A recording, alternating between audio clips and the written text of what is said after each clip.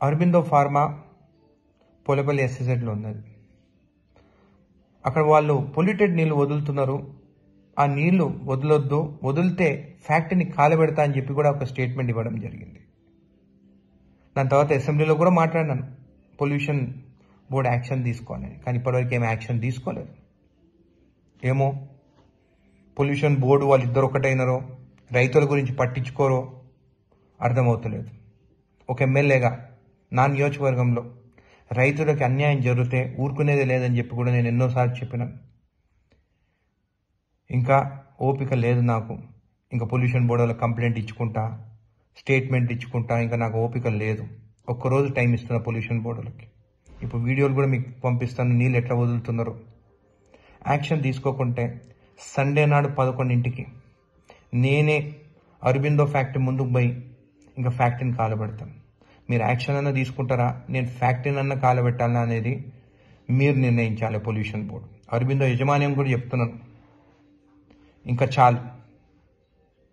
1000 కోట్లు సంపాదిస్తున్నారు, లక్షల కోట్లు సంపాదిస్తున్నారు.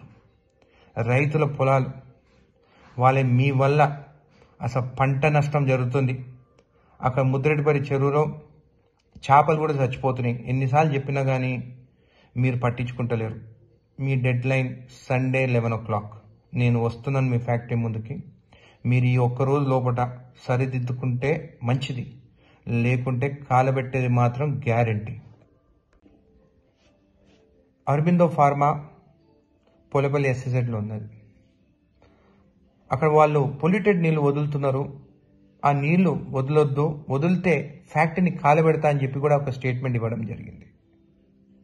దాని తర్వాత అసెంబ్లీలో కూడా మాట్లాడినాను, పొల్యూషన్ బోర్డు యాక్షన్ తీసుకోవాలని. కానీ ఇప్పటివరకు ఏం యాక్షన్ తీసుకోలేదు. ఏమో పొల్యూషన్ బోర్డు వాళ్ళిద్దరు ఒకటైనరో, రైతుల గురించి పట్టించుకోరో అర్థమవుతలేదు. ఒక ఎమ్మెల్యేగా నా నియోజకవర్గంలో రైతులకి అన్యాయం జరిగితే ఊరుకునేది లేదని చెప్పి కూడా నేను ఎన్నోసార్లు చెప్పినాను. ఇంకా ఓపిక లేదు నాకు. ఇంకా పొల్యూషన్ బోర్డులో కంప్లైంట్ ఇచ్చుకుంటా, స్టేట్మెంట్ ఇచ్చుకుంటా, ఇంకా నాకు ఓపిక లేదు. ఒక్కరోజు టైం ఇస్తున్నా పొల్యూషన్ బోర్డులకి. ఇప్పుడు వీడియోలు కూడా మీకు పంపిస్తాను, నీళ్ళు ఎట్లా వదులుతున్నారో. యాక్షన్ తీసుకోకుంటే సండే నాడు 11ంటికి నేనే అరబిందో ఫ్యాక్టరీ ముందుకు పోయి ఇంకా ఫ్యాక్టరీని కాలబెడతాను.